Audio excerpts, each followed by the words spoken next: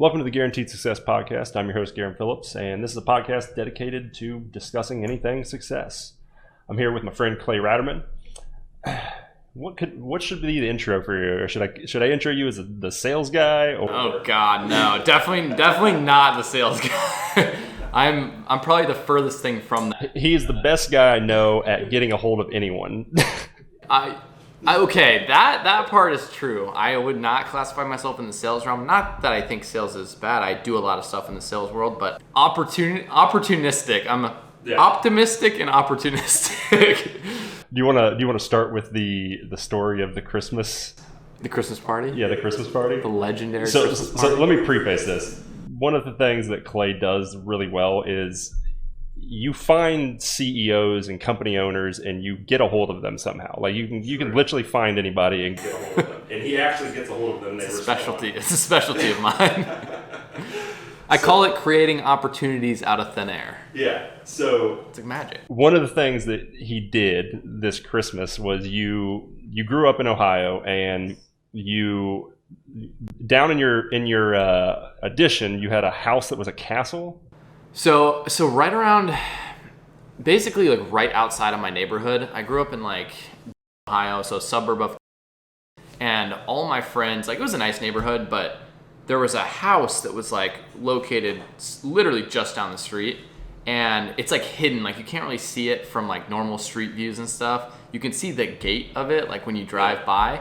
But when you're kids, you sneak in there. Yeah, so we never could sneak in because like it's really well locked down, and so we would like go around back and try to like look at it, and basically it's like, picture like there's like a house in Bad Boys. It kind of looks like it looks like a big like like a villa, villa, like Mexican style, like you'd picture almost like a drug lord type esque vibe, and it's like it has. The driveway is probably like half a mile long, and it has a moat that goes around the house. And this is in like there's like big houses there in certain spots, but this is like just a ridiculous property. Is it a full moat with like a drawbridge, or is like there just a dirt or like a path? It's not. There's no drawbridge, but there's like the driveway like has like it's one of those circular driveways, and there's like a fountain in the middle, and like you go up to it, and so the moat goes like around the sides of the house though. It's like pretty epic, and they have like security cameras everywhere and stuff, and so. Yeah, we were like... So you have a bunch of friends. We were mystified by it for years. And every year you have a Christmas party with your friends back home. It's my favorite day of the year. Just put it that way. Did you show me the photos? Is there photos that I can put up or anything of? Yeah, I'm sure I could. I'm sure I can get you some. Okay, I'll slide those across as this thing goes. So the Christmas party is a one-of-a-kind extravaganza that I put on for... It's essentially one day of like, we try to pack the day as full of activities as we possibly can. So we wake up, we go to Bob Evans, and then straight from Bob Evans, we'll get like this year we did a party bus. So we had the guy pick us up from our Airbnb. We do like Bob Evans, Top Golf, like escape rooms, bowling, like whatever we can find to fill the day. Then we always cap it off with hibachi, so we do like Japanese steakhouse. Yeah. And then we go back and we do the Secret Santa gift exchange, which is like what everyone's been like preparing for all year. Like we randomly like, it's like the normal Secret Santa stuff, but we just take it like way over the top, and everyone tries really hard. Didn't you say every year you guys try to one up it? You try to do better and better every single time? Yeah, so the price of the gift that we buy goes up every year. So, and then also like the craziness of the party is supposed to increase every year. So like, I don't know if there's really a metric to gauge the craziness of the party, but like it's supposed to get more and more like extravagant every year. And so this year we were trying to get the Christmas party to be hosted in this guy's mansion. How do you find him? How did you I'm assuming you started with the address. Well, yeah. So we came up with the idea first. We were like, this was like one of the last years we were going to host the Christmas party in Ohio, because everyone's moved everywhere. We're like, why are we still doing it in Ohio? Everyone's got to go back to this, spot. And so we were like, all right, this might be the last year we do it in Ohio. So let's make it like as crazy as we can. So we're like, all right, we should try to do it in this guy's house. And so obviously we were like, they were appointing me because I'm the one that like puts together the Christmas party.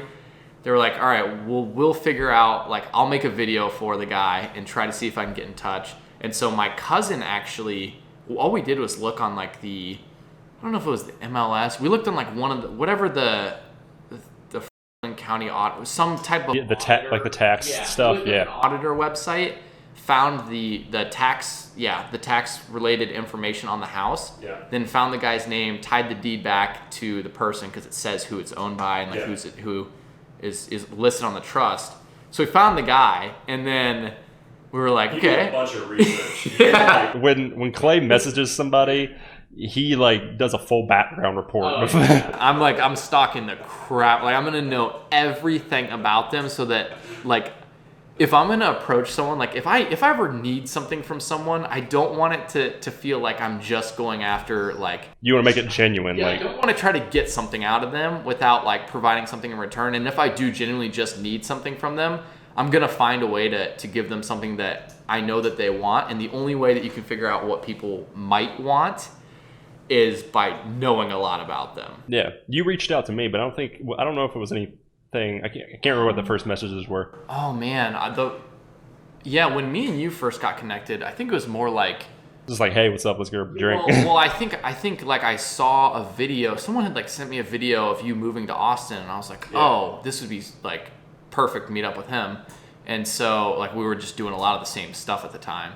And I think I messaged you, but I think I didn't do like a crazy video for that one because like I was just me and you were just trying to be friends. Like I wasn't trying to get anything from it, but ours I was like, oh, you know what I did for yours? I like on Instagram you can unsend messages. Yeah, that's one of your tricks you taught me. Copying, and I was pasting the message. I was like, hey Garen, what's up? Like we should link up or whatever.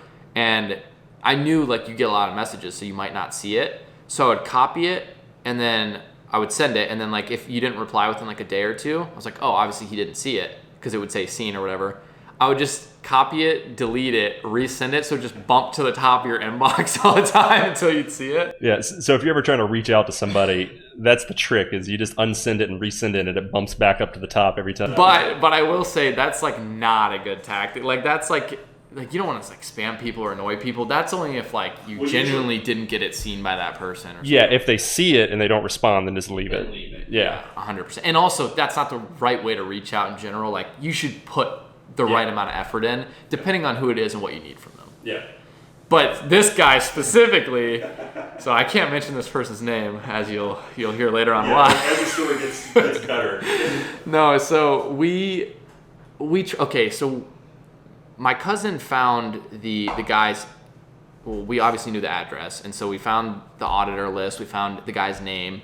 Then we did some research. We found who the person was and like what businesses he runs. Like how does he have this much money? Did he have any social media, or was this like older guy, but he did have like some social medias like LinkedIn, Facebook type stuff, but not like not anything that like we would be using. Did you find his? Well, yeah. Okay, so originally, like one of my strategies is, first of all, I did a ton of research on him. So I'm looking at his website. I'm like doing a background dive. Obviously, when someone writes a bio about themselves on their background for their company, they're giving you some highlights and stuff, but you can't really figure out too much. But the good thing was I figured out like all of the charities that this guy donates to and like what he kind of like where he puts his money in terms of charity. And that's really helpful because that's like stuff that they care about outside of making money. It's like, hey, this is the stuff they want to contribute back to the world. So I always leverage that stuff. And so I found that stuff and I was like, okay, that's, I'll add some of that into pieces of my video that I'm going to send this guy. But I made the video funny. Like I always approach with like humor. Can I link it? No. Can you edit it and remove his name and then link it? I don't think so. As you guys will hear why I don't feel comfortable doing it. I get you. It's a really good video. It is an epic video, and I really wish I could share it too. But hey, Hi. Hello. Hey. Hey.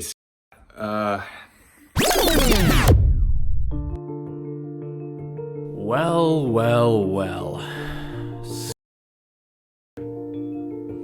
You're a tough one to track down, I'll tell you that. I wanted to let you know that you are basically a mythical legend to my friend group.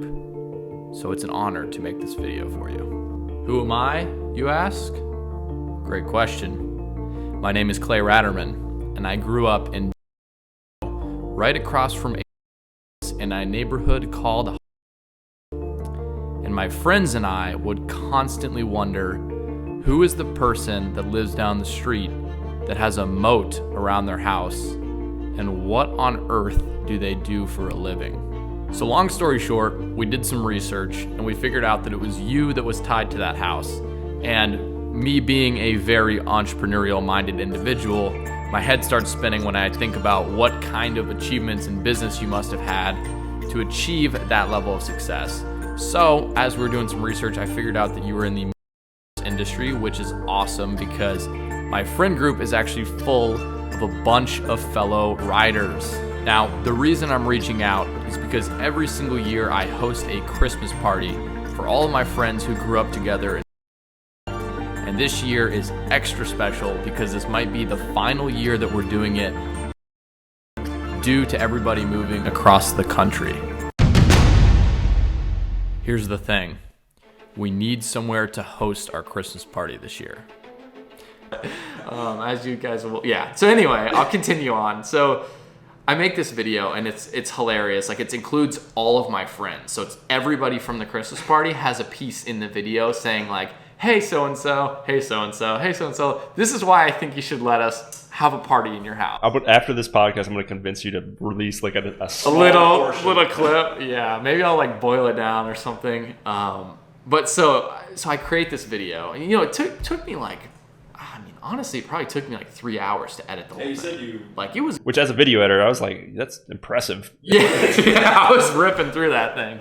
No, well, so I was kind of using something from a previous video, like a previous video as a template almost, like the music setup for it. But anyway, it was a well-crafted video.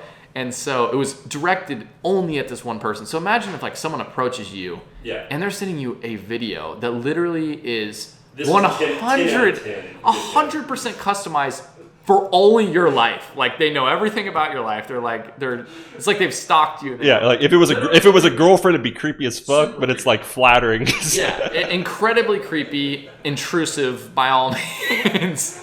But this is how it works. and it works really well. It does. And so because here's the thing, like if someone puts that amount of energy and effort into reaching out to you and stuff, it's really a dick move if you're not going to respond to them. Like come on, like you can't even just say no. Like all we're looking for is a response, not even that you're not always going to get the thing that you want, but at least a response is what you're looking for. And so we make the video. And the first thing I do, typically to reach somebody who I know is going to be hard to get in touch with, I'll obviously try them first. So I tried like LinkedIn, Facebook, email, and all that stuff. It didn't work. I gave it like a few days.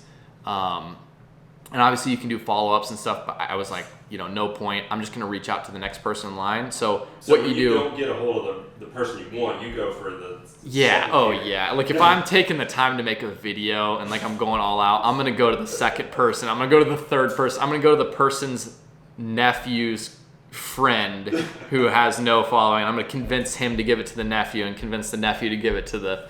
So I'm going to connect the dots and ring it up the ladder. So I go on Facebook, and so I find his daughter, and this is a wealthy guy. Like he's probably super busy. I tried all his employees, so I didn't go straight to the daughter. So I tried a bunch of the employees. Nobody was responding to me, and so I find the guy's like daughter, and I was like, oh well, she'll probably respond. And so because I saw that they were like Ohio State football fans and stuff. I played football at Ohio State, so I was like, this is a perfect in. Yeah, we'll get to that story too, because he walked on to Ohio State and got into the football team, but keep going. Yeah, that was different story. But I was like, okay, this girl's profile picture was like related to Ohio State or something like that. And so, or her dad's was. So I was like, okay, I know they're like football fans. This is going to be a good in for me. So I messaged the daughter, and things are going great. Like the daughter was super, super cool. She's probably like, I don't want to guess her age. That's probably a bad idea. But anyway, she's older than me. And she was just extremely nice and like super like friendly and cool, like good banter back and forth. Yeah. And so she was like, at first she was a little skeptical, like why I was reaching out. And so I had to like, make it humorous and be like, look, I have this video that I made for your dad. What was your first message to her? Was it, hey, I got this video, or were you just like, hey? No, my first message was actually, it was, hey, blank name. I bet I could find it, but it was something to try to relate to her real quick. And so I was like, hey, former football player from OSU, saw that you and your dad were, fans. I actually had something I wanted to reach out to you about in regards to your dad. So you were hooking with intrigue, but you weren't giving it to him. I didn't tell her what it was. I said, I don't even think I said anything about her dad, actually. I think I said, wanted to ask you a question, but not sure if you're even the right person to talk to. Just respond back and I'll let you know what it is. So it was like one of those things where I don't tell her the question right up front. Yeah. And so she's like, what is this? Yeah. But I let her know that I was credible enough, like with the, I'm a football player or whatever, which I hate doing that because it's like a very weird, I was just trying to use something to get my foot in the door. It's like the only thing you had. Yeah, it was literally the only thing I had going for me at that time. So I was like, I have to use that. So anyway, I used that and then I basically left it on a cliffhanger. I was like, hey, I have this question for you. Don't know if you're the right person, but message me back and then I'll let you know. So it was something to leave her, she's going to message me back and ask me to ask her the question now. Yeah. And so she does. She messaged me back. She's like, hey, that's awesome. So what did you want to know? And so then I was like, okay, so this is going to sound super weird, but my friends and I have a request for your dad. And I was like, we have this Christmas party every year. And so I start telling her the spiel and then I send her the video. I'm like, look, I know it sounds weird. Just watch the video. It'll explain it. Yeah. So she watches the video and she at first she was like, oh my god, what is this gonna be? And then she watches the video and messages me back and she's dying laughing. She's like, ha ha ha, this is hilarious. And she's like, he's gonna absolutely love this. And so I'm like, oh thank god, she's gonna be my go-to. And she's like, okay, I'm 100% gonna send this to him. I'm gonna call him tomorrow, show him it, he's gonna love it. And she's like, the only thing that's weird is I've never seen that house before. And I'm like, right when she sent that, I'm like, oh god. Oh shit. And so then she messaged me again. She's like, yeah, I mean, he was born and, we're from Florida though. Our house is in Florida. And she's like, she lives out somewhere else. I'm probably giving way too much information away on this person. Yeah, so hopefully, I don't know. I can't say much more. But anyway, so this person, they lived somewhere else. One question: is there people living in that house? Oh yeah. Okay. So oh yeah. People there. Yeah. So okay. So anyway, so I am messaging her or whatever, and so she's like, yeah, it's so weird. I've never seen the house before, and I'm like, oh, that is really weird. And then she's like, she goes, maybe she's like, maybe maybe my dad has a second life with a mistress or something. She's joking. She's still having fun, joking back. She's like, yeah, maybe he has a second life, a mistress or something like that. And you just ruined my life. She literally says that verbatim. ... And it was a joke. And so I'm like, ha ha, oh no, that's so weird or whatever. And then I'm in my head, I'm like, is she gonna send this to him or what is going on? So then she's like, nonetheless though, still gonna send it to him. I'll see what he says. And so the next day, she messaged me back and she goes, hey, my dad said the link isn't working. And I'm like, that's weird. It's a Google Drive link that is 100%, it works for me, it works for all my friends, it works for her. So I go check the Google Drive link, everything works fine. And I was like, all right, I'll just do another one. I'll put it in another folder, add another Google Drive link. So I make a whole nother link for it, send it back over. I'm like, here, try this one. And then literally within seconds, or not within seconds, within probably the next hour, I message her again, hey, try this one.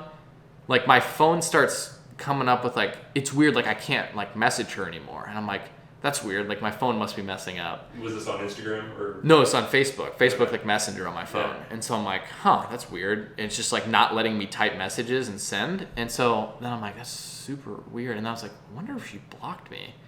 Go back to my computer and I'm blocked on everything. So then I'm like, oh my god, somehow no one was supposed to know about this house. And this girl just sends it to her dad, and then her dad, think about it from their perspective. Me and this girl are having a great friendly conversation. What could her dad have said to her where he's gets her convinced enough that I'm doing something bad enough to block me completely. Yeah.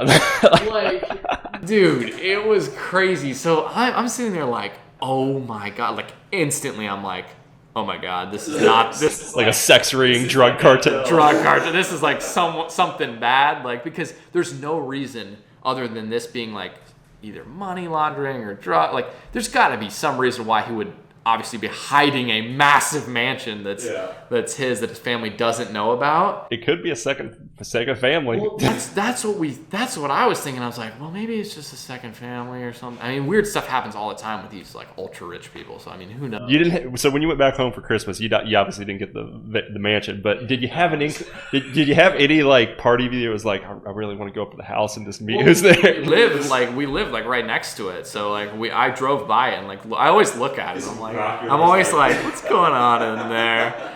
No, it was so funny but then I was thinking like, oh my God, like if they're blocking me on everything, I was like, what if this is like someone like that's not good? Like, what if they're coming after me now? Because I was like, holy shit. Start locking your door. Yeah, I was like, I better chill on these outreach strategies.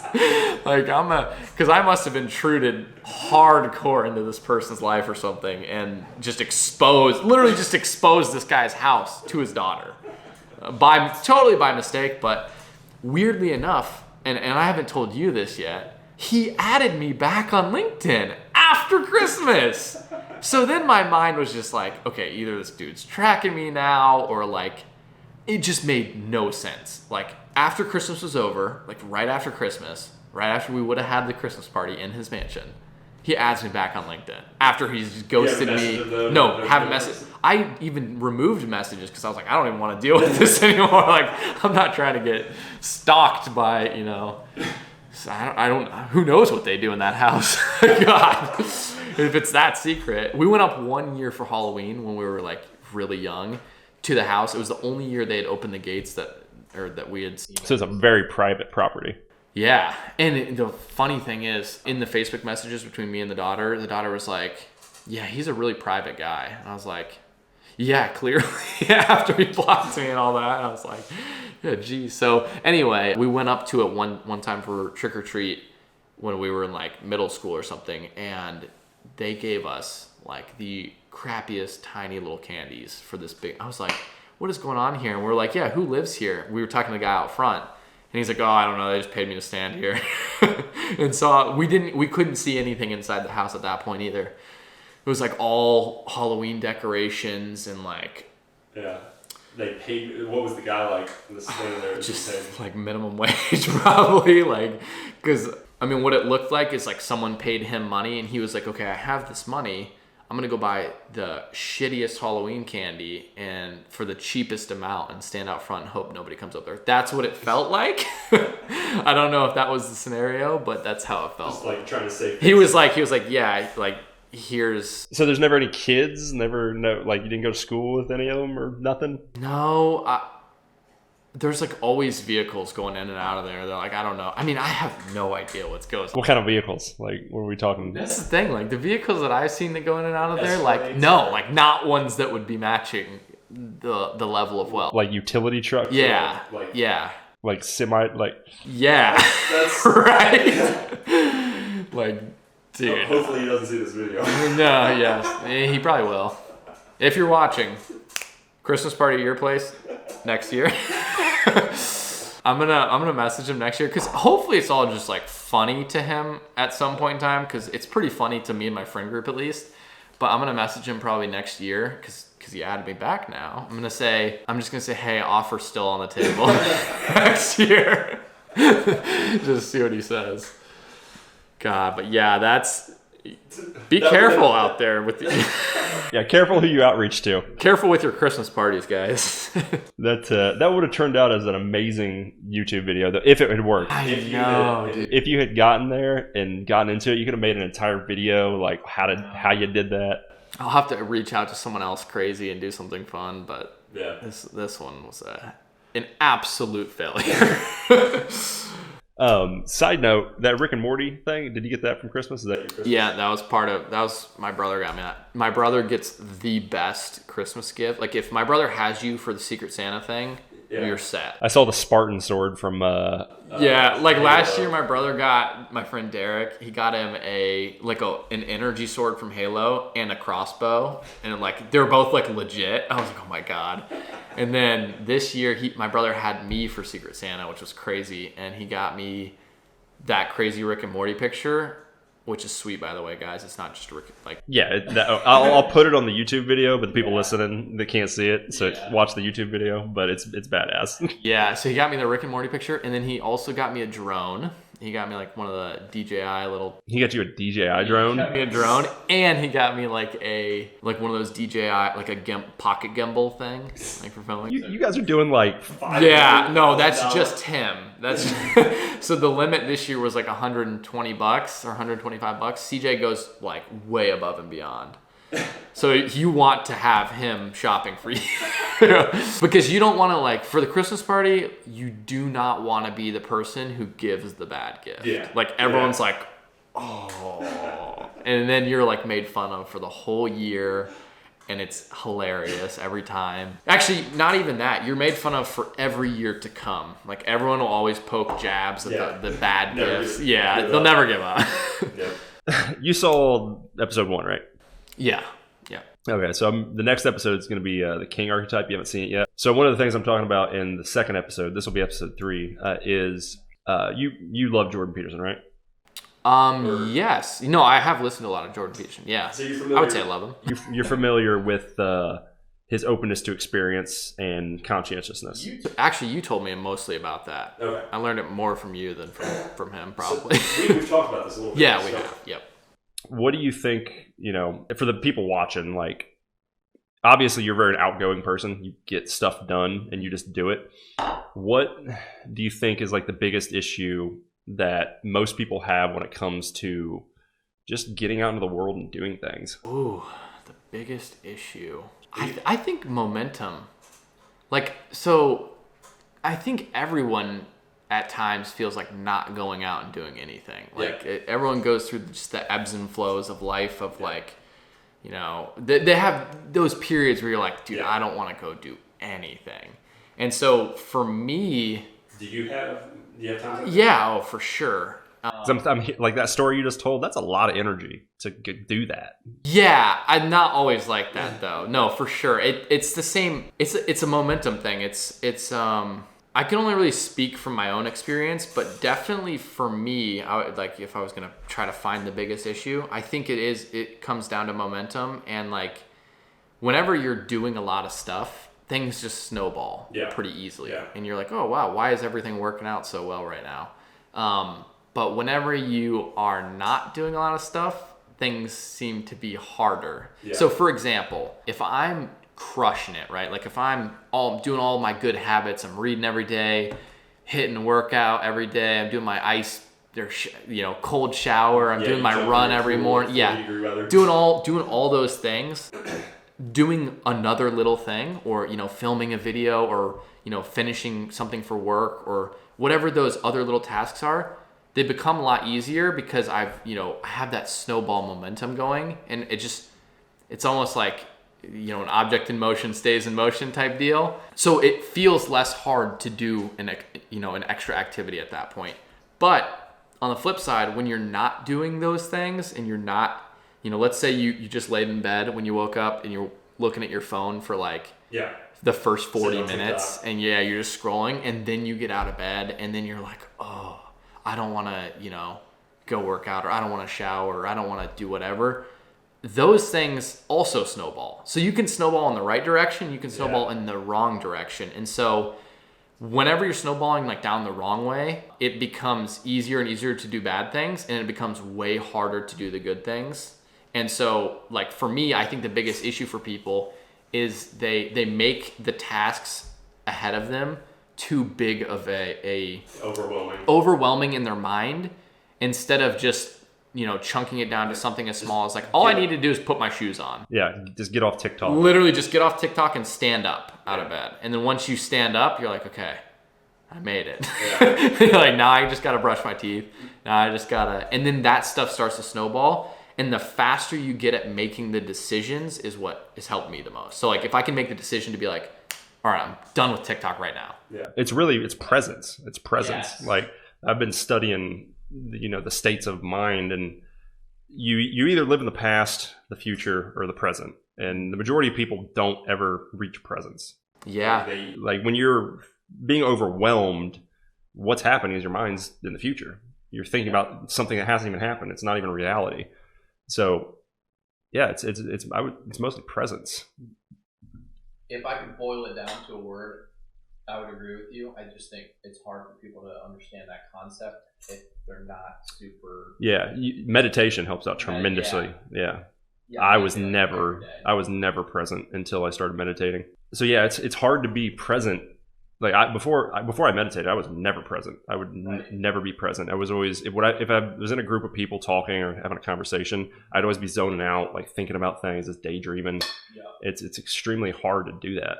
Well, yeah, and to that point, I think without a practice of meditation where you're sitting there and you're literally trying to almost catch the moment when your mind starts to drift, that practice of catching the moment that you're like lost in thought, the more you practice catching the moments that you're lost in thought, the more it just happens in your life. Yeah. So all of a sudden you're going through your day-to-day life and you just catch, oh my God, I've just been walking around without, I don't even know where I'm at. I'm just walking, or I'm driving my car and I made it from point A to point B and I don't even know how I got here. Like, you catch those moments faster. Yeah. And so by meditating, once you start to catch the moments faster, your awareness goes up and all of a sudden you're a little bit more present. In your conversations with people, you're a little bit more present. And so I think that's where it helps me the most, is just like catching my unawareness. Yeah, I agree completely. I think I'm probably like 1,500 to 2,000 minutes into meditation now at this point. Over like 3 years or so. It's like 10 minutes a day, basically, if that. But you get to a point where you're kind of aware all the time, or most of the time, unless you're like unless you're in flow, like doing a task. I constantly catch myself now, like I'm sitting here on TikTok watching videos. I need to get off the TikTok, put the phone down. You catch them faster. Yeah. Like it's like you wake up and you're like, oh my God, what was I doing for like, the past 5 minutes? But those moments, like, you're more aware of I find having a 1 minute routine, like when you wake up, you need a routine that's like the same for that first 2 minutes immediately. Like for me, it's always, as soon as I wake up, I try to practice gratitude. What am I thankful for? And then it's get up out of bed. Like, don't get on the phone. Yeah. Do not get on the phone. If you get on the phone, you're ruining the start of your day. And I've been guilty plenty of times of it, but I got to start putting my, one of the good things is putting your phone like far away so it's not in your bed vicinity. Yep. But no, I totally agree. I think that first minute, like even if you can get snowball. Yeah, I used to do this waking up early for workouts for football. I was like always super anxious I was gonna miss something, and like you don't want to miss, like at all. And this is Ohio State. Yeah, you don't want to miss. And man, like, I was a walk-on, so as a walk-on, you're already like, you can't be messing stuff up or missing or having bad grades. Like you got to be on all your stuff. And so we used to have like 4 a.m. or 5 a.m. lifts or whatever. And so I would set my alarm and stuff. And I got in this practice of like the second my alarm would go off, I would just like, my body would just like unconsciously spring out of bed. Yeah. And so but every time I'd spring out of bed, I was just instantly wide awake. Because I did it with like such aggression. Like I was like aggressively getting out of bed. And that snowballed because it was like, I struggle with that now. But at that time, I remember like waking up was no problem, like at all. Do you think, so this is something I've been kind of learning and studying. Do you know Jack Donovan, Way of Men? It's a book.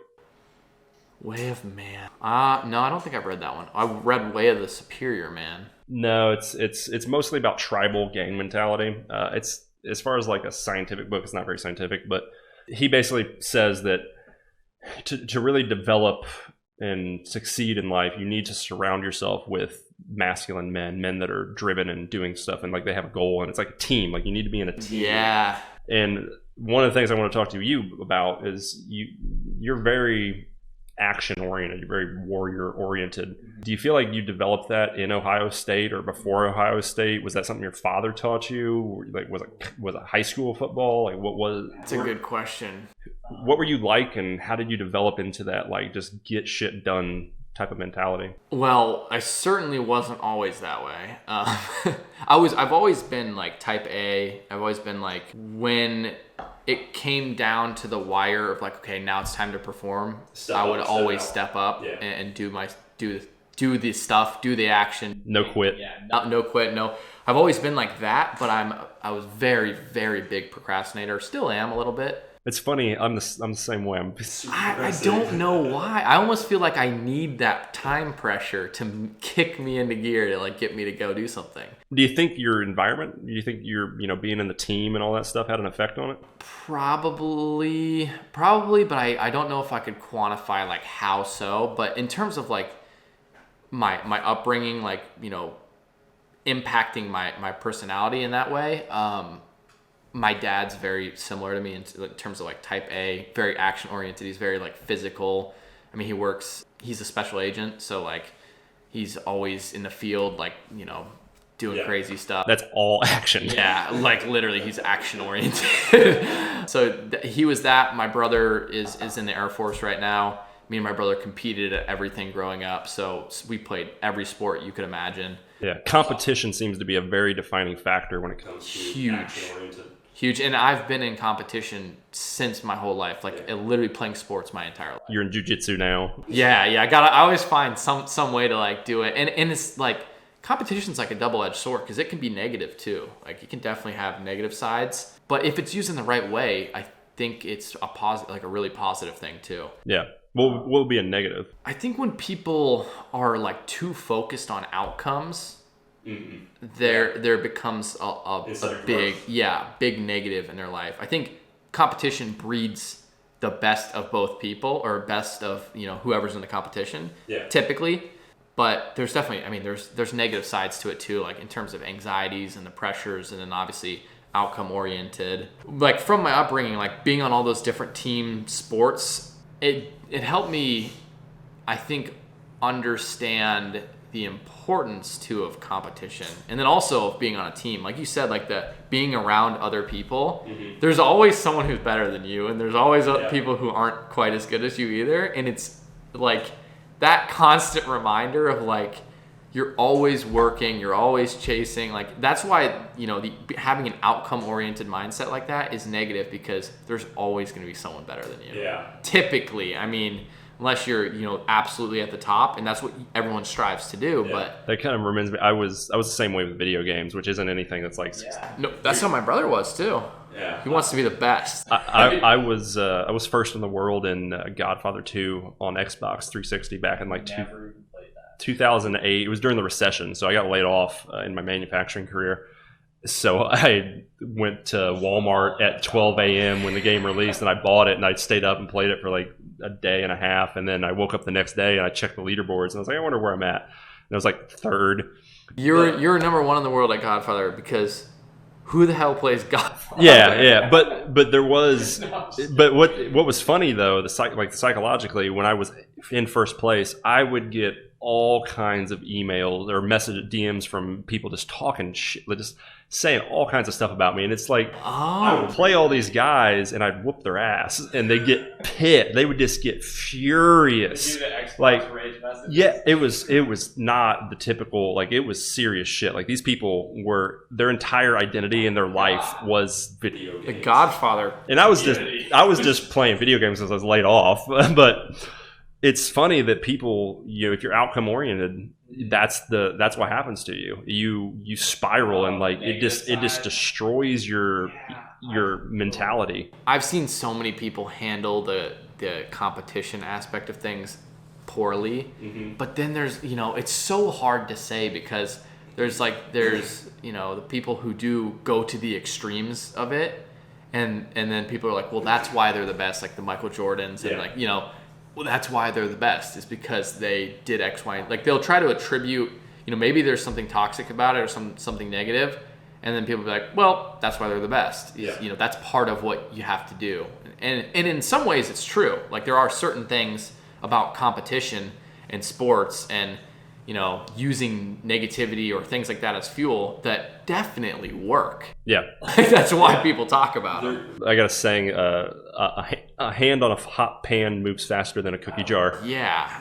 Yeah. And so, you know, to say that those things don't work, like, it's just not true. Like, you know, negativity and like that chip on your shoulder works When you're pissed off, like that's the best time to lift weights. Yeah. Oh yeah, 100%. And so, you know, now is it the healthiest thing? And now we're into a different discussion. But yeah, it's an interesting topic for sure. But in terms of like being around like manly men, I think super important. Yeah. And I think being around people who are significantly better at something than you are and being like growing into something is also very important. Like you have to get shit on, for lack of a better word. Yeah, you have to get your ass kicked. Well, I don't know how much of the episode 1 you watched, but the major difference between a masculine, mature energy of the warrior is accepting that you're going to get your ass kicked. Like, it's going to be painful. It's going to suck. But the people who do it well are like, you're not complaining about it. No, like they enjoy it. Yeah, it's oh man. David Goggins is like he's a masochist essentially. Yeah. Yeah, and so one of the things that's so cool about David Goggins is he has, like, I mean, in terms of mentality, I mean, he's got a rock solid mentality. Everyone knows that. But I think people, you know, forget the reason why. The reason why he has that mentality is because he is already decided in his mind that the pain isn't going to end. Yeah. When people think the pain will end or the discomfort will end at some point before their life is up, like, oh, I can't wait till I retire, then everything will be fine. Or I can't wait till, you know, I just am this amount of weight, or I can't wait till I'm this strong. When everyone's like looking for the point when the discomfort and pain ends, it never will end. Yeah. But the second you accept that the pain and discomfort will never end, and you actually choose to go out and seek the pain and discomfort, it no longer seeks you. So you already have gone out and done it. It doesn't have to come smack you in the face like if you're obese and all of a sudden it's like diabetes. Yeah. Like, When you choose something, it's an entirely different mindset. Like, I try to teach guys that all the time. Like, life's gonna be painful. Your life is gonna suck. So you might as well choose. It's also gonna be great though. It's ebbs and flows of it. It's just But the mentality you take towards that matters a lot. And if you can choose what mentality you have going into that, it makes it so much easier to weather that stuff. Like avoidance. Like if you avoid the pain, it's gonna come get you at some point, and it's gonna be way worse than if you chose. The way you get people out of that mentality is what I tell people is think about let's say you don't do anything for the next 5 years. Like, you're going to stay exactly as you are right now. Is that more terrifying than doing what you need to do? Yeah. And if it's not, then imagine doing that for 10 years, 20 years, 30 years. Look at your parents. Like, oh yeah, if you're falling your foot, would be rough. That's what got me out of my manufacturing career. I woke up one day and I looked at my father and I'm like, oh my God, that's going to be me if I don't do something, if I keep avoiding this. And that just, like, instantly I have to do something different with my life. Yeah, I mean, my dad's pretty, like, he's a good role model. So, like, mine is too. Yeah, but I know what you mean, though. Like, I wouldn't say, like, oh my God, I'm terrified to be like my dad, because I'm like my dad in a ton of ways. Too. I worked with him for 12 years. Yeah, exactly. But at the same point, I know what you mean, because it's like, you know, being the next person in line for your family, you're supposed to do more. Yeah. Like, your duty is to be the best you can be. And if I want to be more. I want to be like, hey, Dad, I'm making more money. Yeah, I mean, that's fun too. But yeah, you're like, hey, Dad, I'm the dad. I tell you what to do now. No, but that's just partially, yeah. Especially when you're growing up, if you do have like a manly dad, that's probably like one of the, everyone out there with a manly dad knows what I'm talking about. They're like, oh yeah, I want to be like not controlled by No, but I think, I mean, part of it is like, if your dad did a good job, you should be better than him. Yeah. You should be. Yeah. And if that's just like, was your dad really my dad was very like, you aren't getting any help. Like, he's Yeah. like, he would, if I would ask him for $1 to go to the vending machine, he'd be like, you don't have a job? You don't work? I'm like, Yeah. I just want a Snickers, Dad. Oh, that's so funny. That's weird because my dad actually was the same way, especially in terms of money. Like he's like, get a job. Like he's like, it's important. Like Yeah. I used to be so pissed off. Oh, Like I'm like, same, Dad, why don't you man. just love me and give me $1 for Snickers? good news for me. My parents were divorced, so I'd be like, all right, peace, Dad. I'm going to Mom's house. So you're playing the cards. Yeah. Like, you guys messed this whole situation up. I'm taking advantage of it, and double Christmases and. No, but I would literally play that card. I'm not even kidding. I would, if like I needed money, it had to be my mom. And my Yeah. mom had no money, but my dad paid child support. So my dad was like, "No, I don't have to give you anything. I'm paying Same. child support." And it's just Same. this whole circle of like, I was like, "All right, whatever." Like, I ended up having to get a job. So, Yeah. interesting stuff. Well, were your parents divorced? Yes, they got split up twice. I was estranged from my mom from 19 to like 25. Oh. Yeah, they were split up, but they got back together now. Their relationship's better. Relationships healed with my mom now. Okay, nice. Yeah. That's good. And so you worked with your dad for, you said 12 years? 15 to 27. Yeah, I was supposed to inherit the manufacturing business. Yeah. Yeah. Yeah. I could right now I could be making like 100,000 a year, 150,000. But I was like, Oh my gosh. I'm like- but yeah. I walked into his office. I'm like, Dad, I quit. I'm gonna start a YouTube channel. so what was the moment for you where you like, you had that it clicked where you're like, oh my God, I don't want to be doing this for the rest of my life? I can remember it. I can see him walking in the office, and I was sitting there watching. I always get in the office before him. Competition, Just like, to one up him? yeah. Oh, look who's walking in. Every day. He's like 50, 60 years old. Like he's been doing this since he was 15.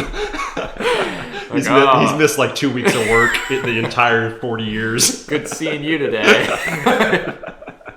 But yeah, he walked in, and I used to watch Lost LeBlanc a lot. YouTube guy. Okay. He travels in Thailand and Southeast Asia back in 2017, 2015.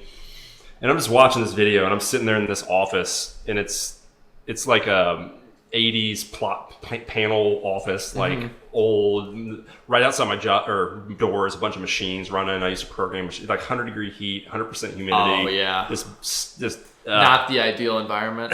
not an environment for somebody who is like me, who is adventurous and Right. entrepreneurial and just wants to I like doing new things. I like meeting people. I like socializing. I like this. Yeah. I like doing these things. That was not that life. So he walked in, and I looked at him, and it just instantly clicked, and I was like, I cannot do this for the rest of my life. Like I can't. There was no discussion. There was no thought. There was no thinking about, What am I gonna? It took me 2 years to build the plan to quit and start my YouTube channel, but there was never a discussion with myself. It was just So like, I you know knew. I need Yeah. to do something different. So, but from the moment the decision in your head was made, it still to get to fruition. It still took 2 years. It took 2 years just to. I could have done it instantly. I could have, but I was insecure about so all I did for 10 years. Like it was literally 10 years of my life. It's got to be so hard to leave that. Didn't graduate college, or didn't even go to college. Barely graduated high school. I had no options other than manufacturing. So I was building a plan to basically watched a bunch of YouTube videos on how to make YouTube videos. I studied Casey Neistat and Gary Vee, and just kind of absorbed all the information I could on how to do that. And then finally I had the courage. Really what I was doing was building up courage, Right. which was kind of dumb now that I look at it. I wasted so much time. Dude, but it's part of the journey, though. It is, but for those anybody that's listening to this that's relating to that, if you're in that situation where you're trying to take that dive into what you want to do with life, just do it. Like the amount of time that you're wasting just to build up courage to do it. I did that too with football. The walking on, Yeah. I had to build up the courage. I tried several times, failed. Yeah. It didn't walk on, to the football team until halfway through my college career. So I'm in the same boat. Yeah, I guess it's part of the journey, but just do it as In some ways, the faster you can get to it, the better. courage. Your courage is part of the process, but just do it as fast as possible. Don't waste time. It's because your time That's another thing that I try to teach guys. Actually, episode 2 with the King, I talk about compounding interest. Like you're the youngest you're only ever going to be right now, and when you're 18, that is the most valuable year you'll ever have. Yeah. Because I did the math. If you put $10,000 into a stock portfolio at 18 years old, 20-year-olds are statistically going to live till at least 100 plus. So you have 80 years of compounding interest. $10,000 at 18 turns into like $4.4 million.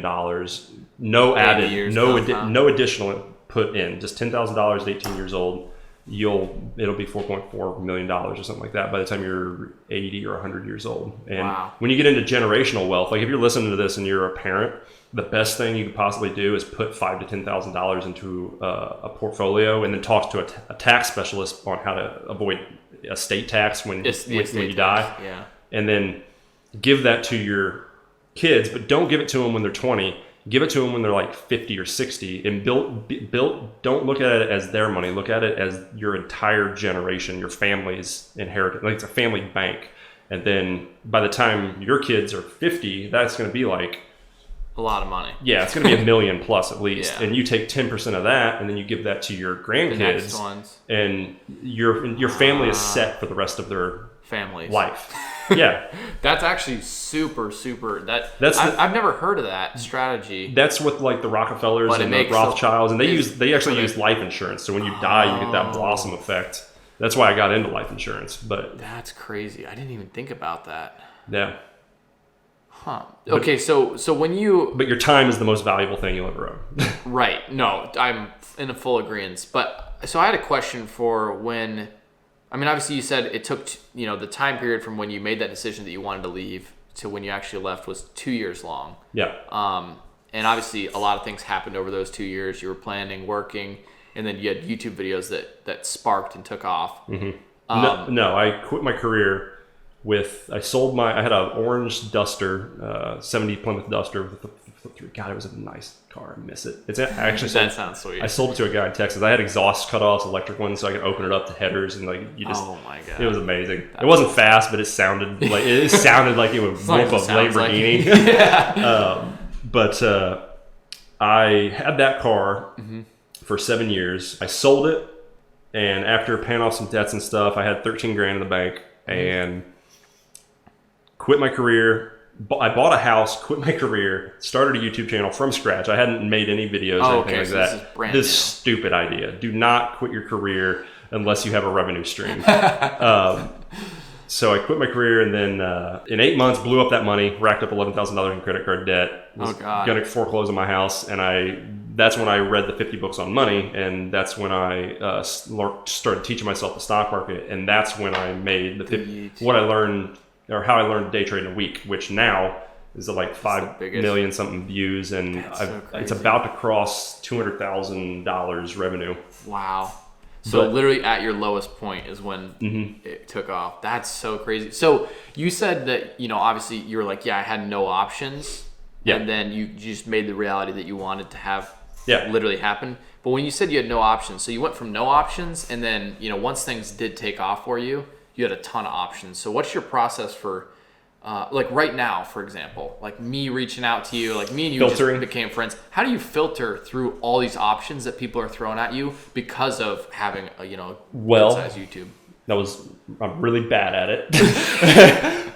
Because you're really good at openness to experience. Yeah, so that's the downside of openness to experience. If you're way too open to experience, you're naive. That's the double-edged sword. Well, a perfect example is PHP. Not knocking PHP at all. I actually really enjoyed my time there, but I spent way too much time there and way too much invested into it because I didn't understand their demographic, who they were selling to. Their demographic was not my demographic, and it wasn't a good translation. It was not a good business match. I was looking at it as it wasn't really about me. It was what was best for my audience so that they could make money and give them opportunities. I talk about this in a video that I'm working on.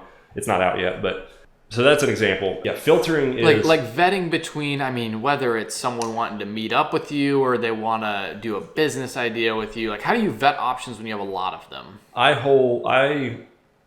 I have a rule where I will listen to anybody for 5 minutes. So you have to learn how to say no. You have to learn how to basically listen to somebody, and then you can pretty quickly know that I'm not interested. Thank you for reaching out. I'll keep it in mind. Yeah. I actually had a guy reach out to me on Instagram, and it's interesting. Do you watch CoffeeZilla? YouTuber I've who seen him. Yeah, he knocks down gurus. Yeah, and stuff. he's the guru killer. Yeah, I got a DM from a guy who is selling. He didn't hit me. He hit me up like you hit that one person up. He didn't say what he was wanting, because a lot of people they're just like, hey, those solicit. Yeah, those. Bye.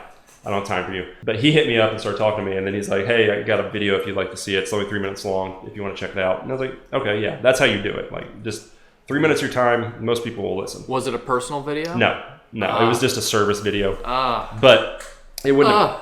He essentially was selling news articles. So his service, his service I've is. heard a lot about these. He will. If you want to be, if you want Forbes to, if you want to make yourself more renowned and more recognized and more of an authority, so that you can sell courses and scam people, this is what this guy does. He's the bridge between, and this is like, these are not small articles. These are like NSNBC and Forbes and all of it. And it's just crazy. Like, I'd never seen that, but he hit me up and I'm like, these news companies are selling their credit. They're selling their name. Crazy, yeah. And then people are using that to scam and manipulate people. Oh, I was featured in Forbes. But I just told him, I'm not interested. Thank you for your time. And then I sent it to CoffeeZilla, but he hasn't gotten back to my DM yet. Dude, believe it or not, there's so many people that sell those news article things. I don't know how it works. They must just know someone within the company, and then like, hey, write an article about this person. Yeah, I don't know how it works. Something like that. Or it's like, I don't know. But nonetheless, so do you think it depends on the phase of life that you're in terms of how open to experience you are? Because for me... No, you need to be as open as possible. At all times? Yeah, because it goes back to compounding effects. Okay. The analogy I use is, imagine you lock yourself in a room for a year. Right. Or 40 years. Like people that are hermits, that... agoraphobia, the people that are terrified to go outside of their house, like, you're not going to be successful. It's 2020. That's actually probably pretty common. Yeah, you're not going to be successful. Like, you could be successful, but it'd be way harder than it would be if you were out there in the world, interacting, networking, meeting people. So I always take the approach, give somebody 5 minutes, because you never know what's going to happen. I could have ignored you. Yeah, true. And it's happened many times. Yeah, like the story I tell is, did I tell you how I got to Austin? Hitching a ride in the semi? Yeah, that's crazy. A friend hit me up when I was in Indiana, and he just called me and was like, hey man, I'm working for this race team. We're going down to Formula One track in Austin. You want to hitch a ride? And I've always had the mentality, like, I don't want to go to Texas. Why would I want to go to Texas? And I almost didn't answer. I looked, how when people call you or text you and you're like, I don't want to talk. You put off the decision of even talk. Yeah. And I was like, no, I always, that's an important thing. Don't fight when life is giving you an opportunity. When somebody reaches out to you, don't reject it. Just take 5 minutes. It's not going to take, it's not going to be your entire life. Just take 5 minutes and listen. I think that's what the majority of people don't do, is life is trying to give them opportunities and show them things. Yeah. And they're just like, I don't have time. I don't want to. Well, this is powerful coming from somebody who has an abundance of opportunities. Because, like, if saying this as someone who doesn't get a ton of opportunities, like, across their table every morning, they might be thinking, like, yeah, obviously I would do that. But for people out there who are really big on the mindset of, like, protect my time, protect my energy, and stuff like that. No, fuck that. Well, protect it. I think there's a balance. Yeah. I think there's a balance to the game of it, but I think in general, being more open than not is a much smarter strategy. Oh yeah, because you can, as long as you're mentally capable, you can quickly vet, is this going to be worth the next step. So it is an evolution. When you're there was a threshold where I started getting hit up by all kinds of things. Like, once I crossed 100,000 subs on YouTube, I was getting hit up by all of the trading companies trying to sell their courses and stuff, and I was like, no, I'm not. I value my word and my name more than anything, so I'm not going to sell it for anything that I don't like. But the next step is systematize it.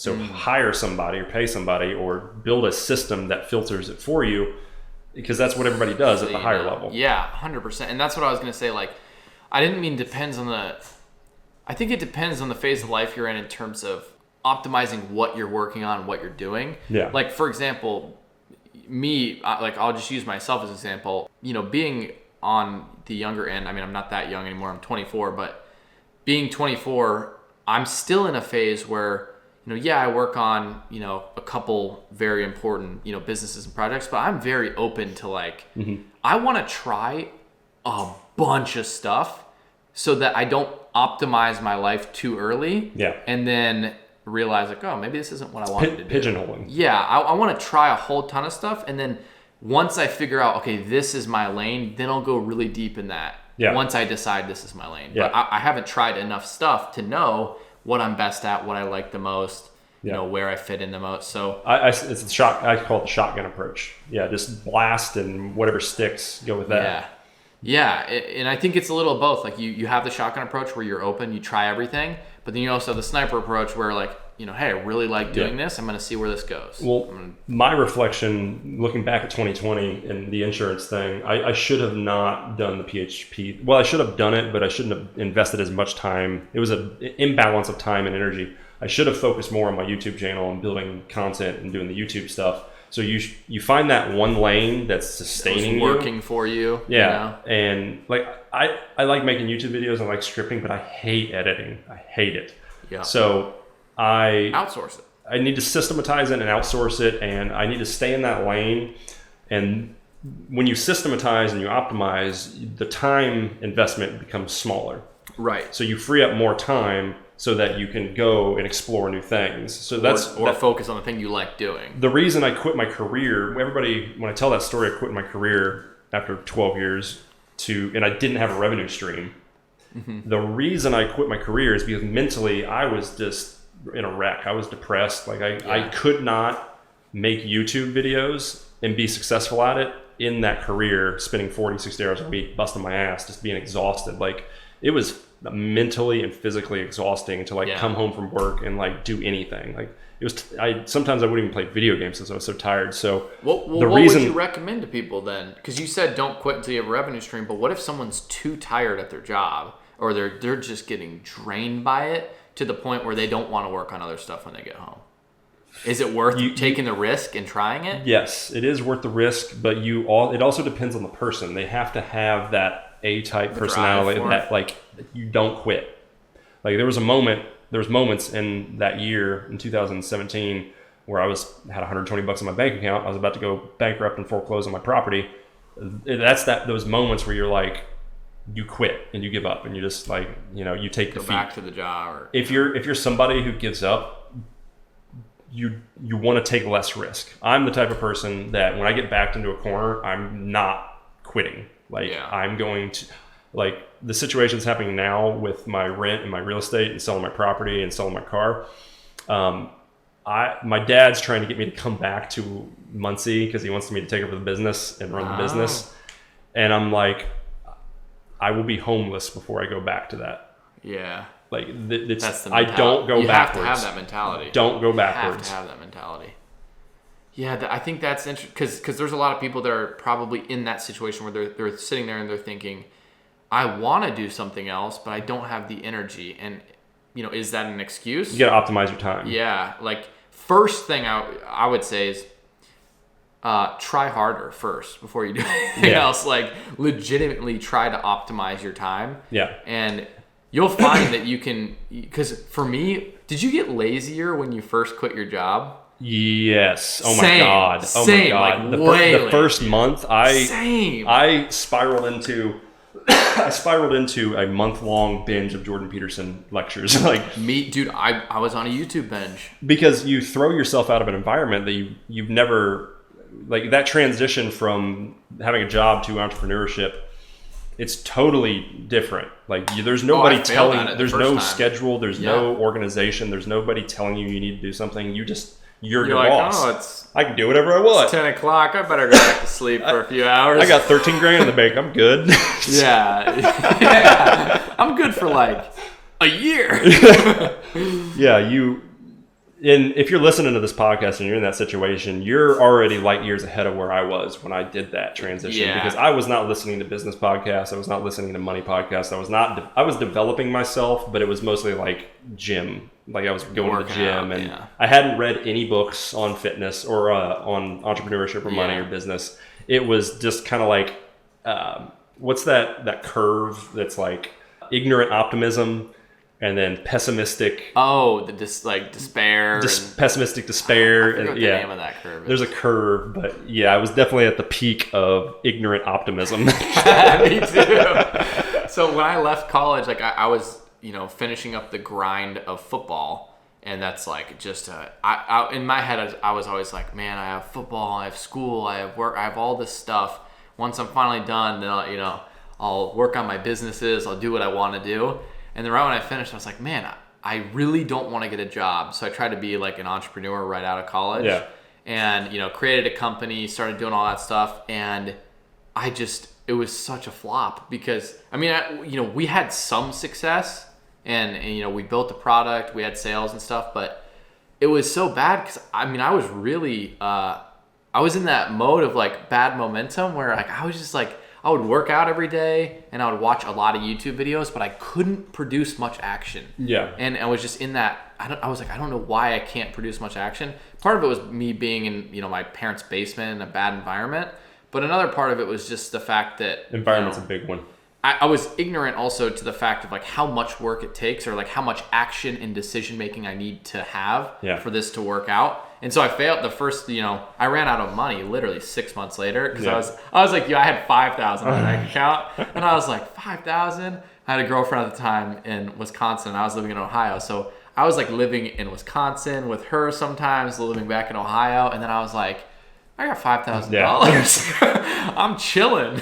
Yeah, it's a very similar situation with day trading too in the stock market. For when I used to teach that, I would tell everybody, if you're learning day trading and you're watching my content because of that, understand if anybody's selling you a course that you're going to make money right off the bat, they are lying to you.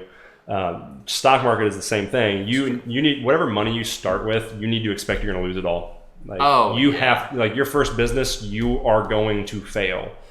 My first YouTube videos, actually. Well, even if you don't fail, you're obviously not gonna be optimally successful because you don't know enough. Yeah, you don't. But that doesn't mean don't go try it. Like you absolutely have to have that first experience. You absolutely have to. And you could be wildly successful in a first business. You can. But it's not going to be as successful as you could be with the knowledge that you have from that first experience. Yes. Yeah, absolutely. And so I had to take a job 6 months in. I had to go back to my old career. Yeah. That was sucked. But that's when you know, like next time I'm not messing this up. Like, for me, I was like, okay, I had to get a job because I had $0, and I was like, okay, I gotta get out of my parents' basement. They're getting kind of annoyed. And so I was like, all right, I gotta get a job. So I took a job, and it's not like I couldn't get a job. I did well in college. I had good grades and everything, and recommendations from football. Like I could have taken a job out of college, but I chose not to. Mm-hmm. And then I ran all the way out of money. Yep. But yeah, then that's the best choice. If you have that entrepreneurial niche, just you have to go for it. And got to. Here's the correct way to do it. If I was to go back and do it again, it would build your credit as fast as possible, buy a property that is cash flow positive, or at least you can rent out rooms. You already lost half the people because how do you buy the property? Well, you're gonna have to study that. I'm not gonna go into all that, but it's honestly not that hard. You mean like build your credit. Find a realtor. Your realtor, if you get a good realtor, they will walk you through everything. Okay. I didn't read a book or anything to buy my first property. I just had money, found a realtor, said, "Hey, I want this. Here's the one criteria that you want to filter for a property is it needs to be at least a 3-bed, 1 bath. Okay.